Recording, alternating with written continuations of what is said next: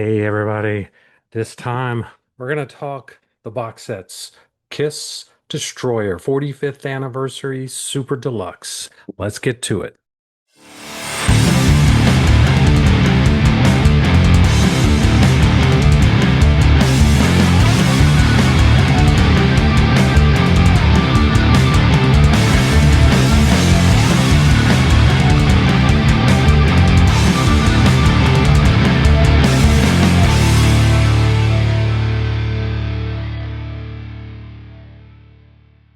Hey everybody, it's the Snowman with TooLoudTooOldMusic.com. Welcome back to the collection.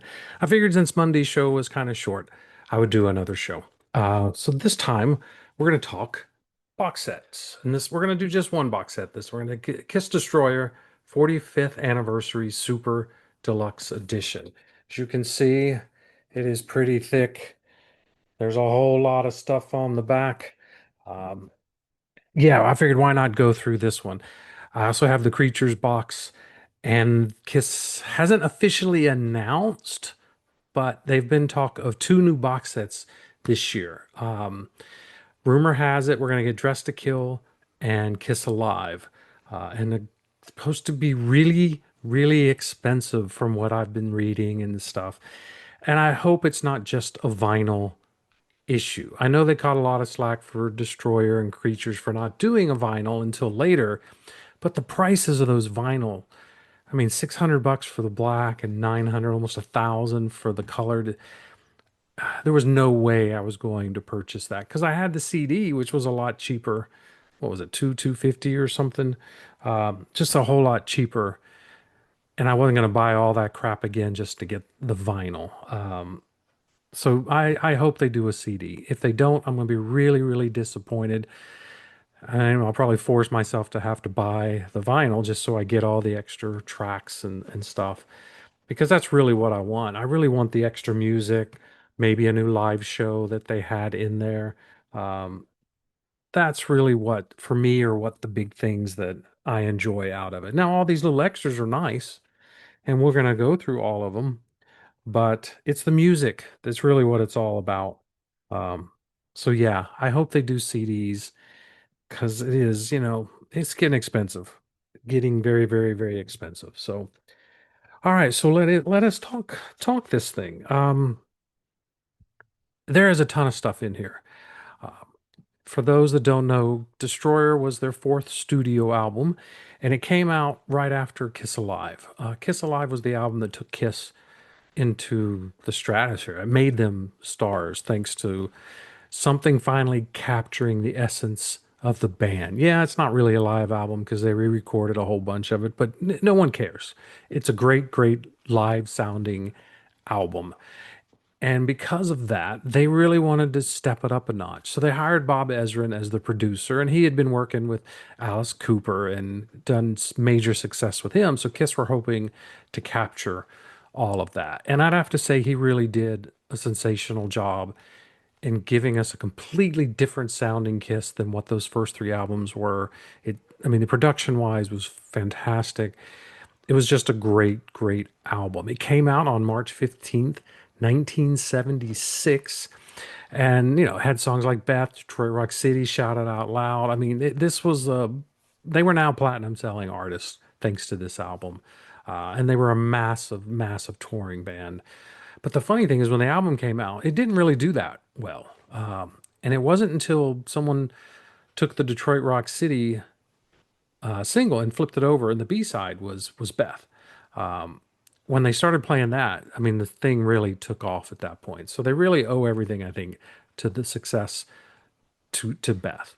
But man, did they jam pack this thing with a whole bunch of stuff. You get 73 total tracks, 48 of them are unreleased. The album's remastered. There's demos, rarities, outtake, alt versions. There's a live show. There's a DVD with the surround sound mix.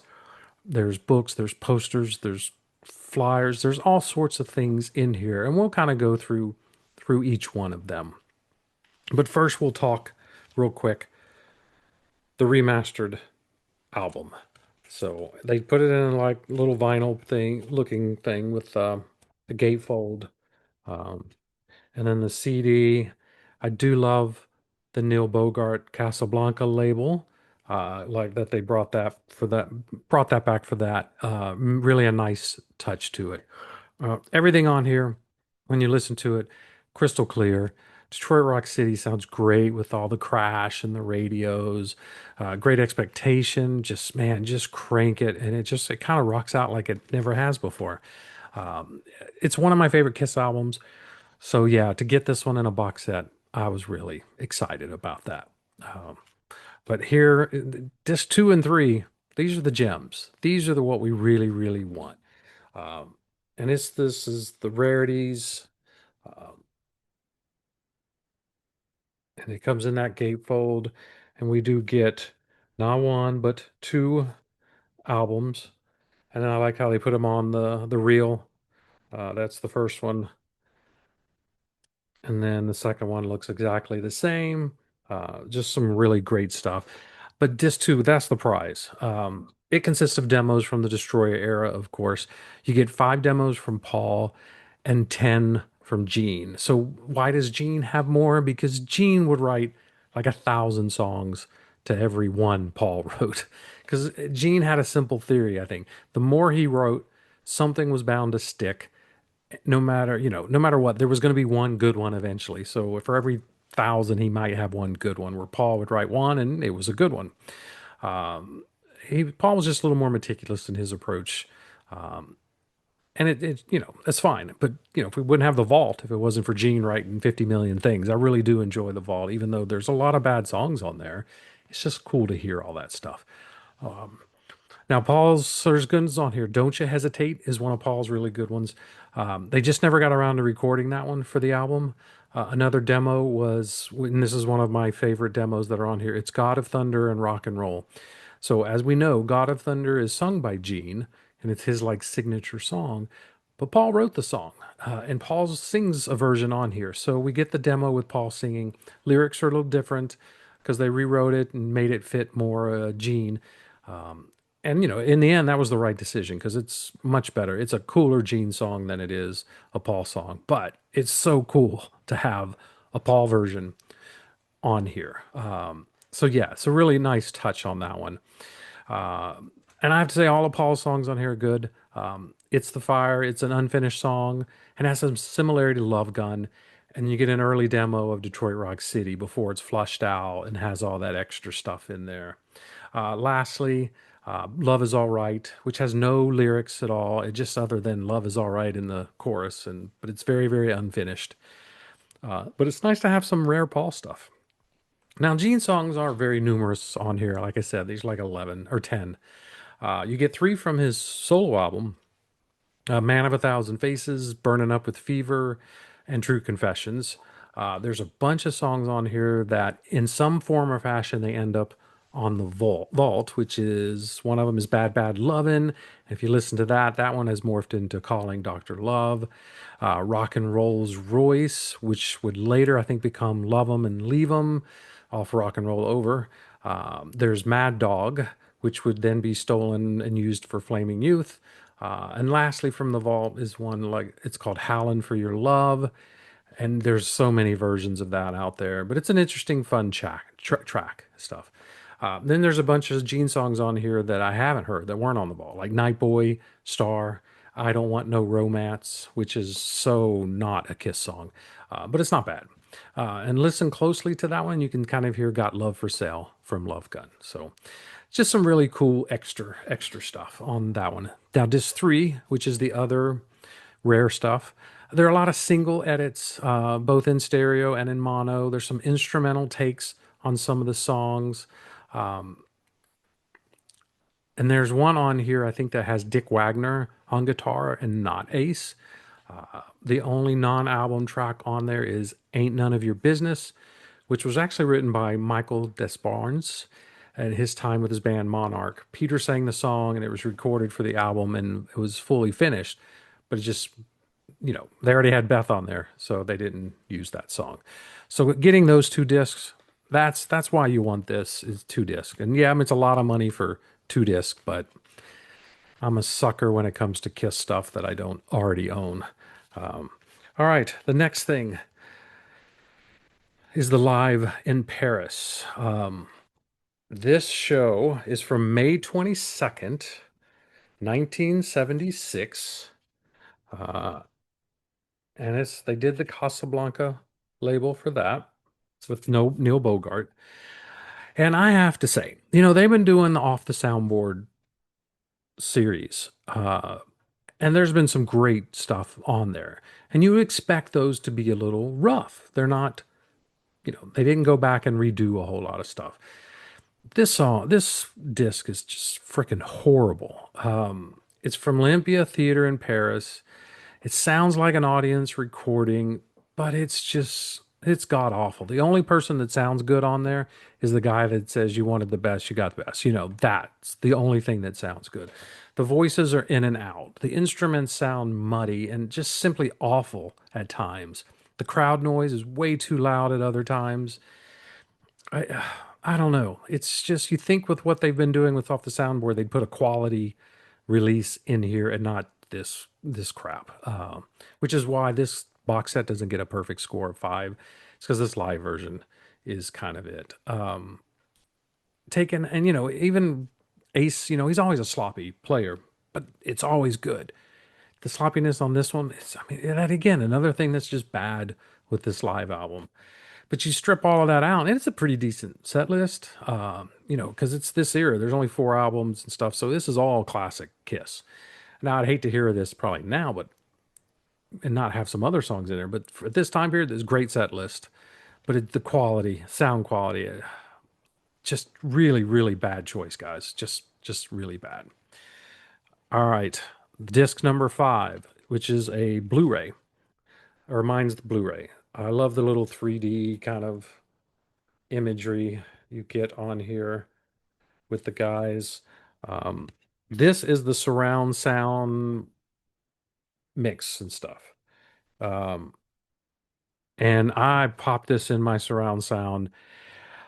I have to say, it's one of my favorite times of ever listening to this album because everything, it's just damn, it's just good. I don't think I've ever heard the album sound this good. Like, Detroit Rock City, the crashes and the radios, everything, it just fully engulfs you. The children on God of Thunder never sounded cooler. The choir in Great Expectation is just creepier than it ever was, even listening to it normal. The guitars sound like they're coming from the rear speakers and everything else is coming from the front. And, it just kind of hugs you and brings you in. One of my best listening experience of this album was doing the surround sound. And now that I'm talking about it, I want to do it again because it's that good. It really is. This is worth it just for that. Okay, there we go. We dropped something. Um, so what we have now is a book. This is a hardcover book. It is 68 pages of photos and stories from the band and just all sorts of great stuff in here.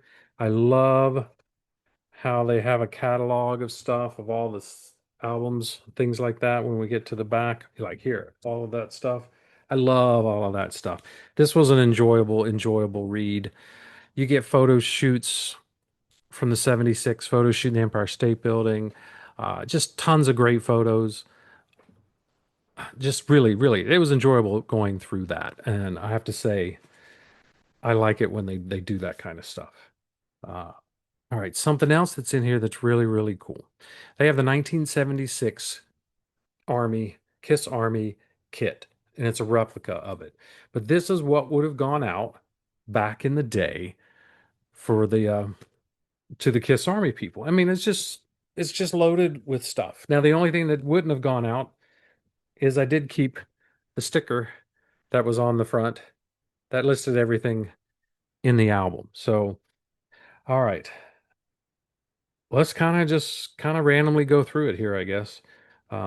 There's this one little flyer that's got meet the members of Kiss, and it's got a write up on them. You got Paul and Peter inside, and then you got Ace on the back. You've got this certificate decree of your member of Kiss Army. There is a little discography. Well, they only had four albums up to this prior to Destroyer, so not a whole lot on there. That would be a lot longer now. We got some great photos, promotional photos with Rocksteady and Casablanca. Um, these are awesome. There's the Destroyer. You get this Kiss Army little newsletter here, which is really, really great. Lots of information on the band. We get photos of the guys. We've got Peter, Chris. These are the motorcycle photos. There's Gene. There's Ace. And lastly, there's Paul. We've got stickers. We got this Kiss Army sticker. We got Detroit Rock City. Oh, this is a cool sticker here.